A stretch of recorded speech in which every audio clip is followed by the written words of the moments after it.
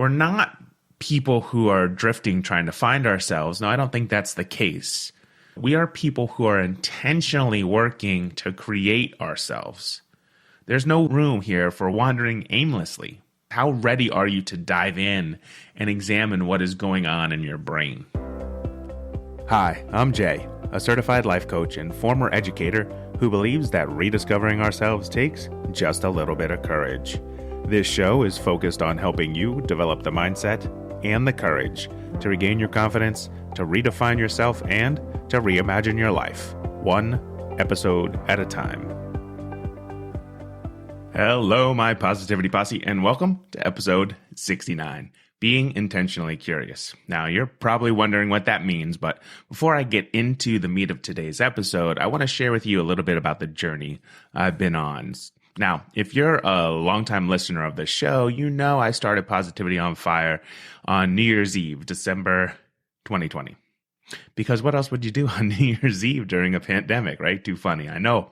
That episode was about my positivity quest because I saw a need for people to have a little more positivity in their lives. People were stuck inside, they were longing for connection, not sure of what was coming next or how long they would be stuck at home.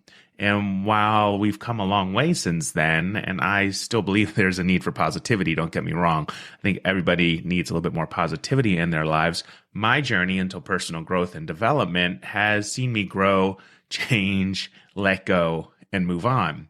And my hope is that this podcast has helped you do the same as well. Now, don't worry, I'm not going anywhere, but recently I've been getting super curious and intentional about what comes next for me and how I can continue to provide value to you on the show based upon my own journey.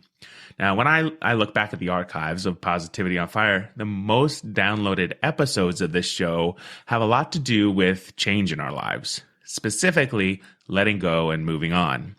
The challenge of change, setting goals, getting unstuck, and today is a good day to begin again.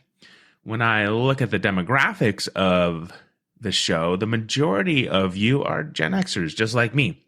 So this got me thinking a little. What if this show is not really about positivity on fire, but rather being intentionally curious about how we can live the lives we want, how we can become the people we want to be, and to see our 40s and 50s not as the end, but rather the beginning of the second half of life. Like, it's not over, my friends. No. It is just beginning. So how does being intentionally curious fit into all of this?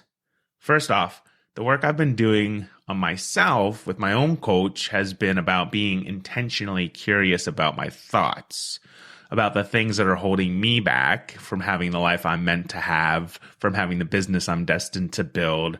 And that is what I bring to my clients and to you each week. So everything I'm working on myself is shared here in the hope it will provide you with a sense that you're not alone, that you're part of a bigger group of people all wanting to live their best lives, all wanting to let go and move on. We're not people who are drifting trying to find ourselves. No, I don't think that's the case. We are people who are intentionally working to create ourselves. There's no room here for wandering aimlessly. So let's dive into what it means to be intentionally curious. Step one is you have to be willing. Willing, my friends. How ready are you to dive in and examine what is going on in your brain? I know it can be scary, trust me. I know, because I've been doing the work myself, and it can be incredibly freeing as well. So what does it take to be willing? The truth is, sometimes it just takes being fed up with where you are in life. Sometimes it takes a change, like the nest becoming empty, or a relationship ending, or a health issue arising for you to be willing to take the next step. Whatever the step might be for you, you have a place to come. That is what this show is about. For me, it was a move in an empty nest. The spark that ignited me to become willing was wondering, what is life about? What is coming next for me? What is that next step? Who am I? Right? A lot of times we get so caught up in being the In my case, the carpool dad, the lunch dad, the dinner dad, the grocery dad, the finance dad, the person who did the logistics, the parent who kind of took care of all of that. That was my role. And now that it's done, what's come next for me? Like, that's how I identified myself. I was the dad who helped, the dad who took care of things. And you might be the mom, or you might be the partner, or the spouse who does all of that. Whatever it may be, my question is, does that sound familiar to you? Are you in a similar situation? You've had something come up in life where you said, you know what? Enough is enough. I've got to figure out what comes next. I need to make a change. And if that's the case, you're in the right place. You've been in the right place. That's what this show has been about. Step 2 is about being curious. In my own work with my coach and in my work with my clients, being curious about our thoughts is the key to unlocking and understanding how the actions we take create the results in our lives. And more importantly, examining and facing the feelings we have about our thoughts is what doing the work is all about. Okay, think about it this way. Let's say you're in a relationship and things just aren't going well. Maybe your spouse or partner says something off the cuff and you take it as directed at you. Your initial thought is that it was directed at you, that you start to have feelings about that. Maybe you get angry. Maybe you get sad. Maybe you have both feelings. Whatever you're feeling, that drives your actions. Maybe you yell at your spouse or your partner. Maybe you withdraw. Maybe you disengage, or maybe you cry. Maybe you throw something, or maybe you start to binge eat or to start to binge drink. Whatever it is, your feelings in that moment directly affect the actions you take next. When you get curious about your thoughts and your feelings, you can start to get intentional about your actions. And that's step 3, being intentional. So how does this work? The being intentional part, how does that work? For starters, it's about taking time to examine your thoughts and feelings from a neutral place. From a place of, it's okay, this happened, so let me find out what is happening here. We don't take a look at it from, why is this happening? The truth is, the why really isn't that important. The why wants us to go back in time. That's not what we're going to do. Rather, we're going to look at the what. The what allows us to take a neutral look at the situation.